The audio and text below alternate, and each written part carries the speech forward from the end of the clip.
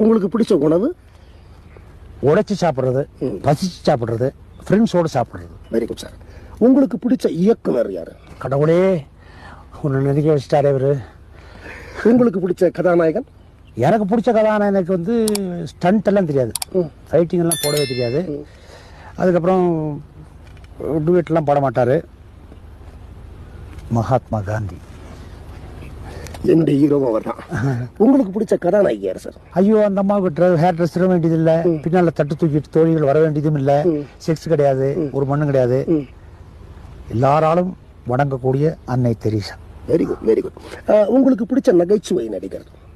நகைச்சுவை நடிகர் நடிகர்கள்னு கேளுங்க. ஓ, நிறைய பேர் உங்களுக்கு பிடிக்குமா? யாரெல்லாம் பிடிக்கும் சார்? எல்லா அரசியல்வாதிகளுமே. உங்களுக்கு பிடிச்ச நகைச்சுவை நடிகை?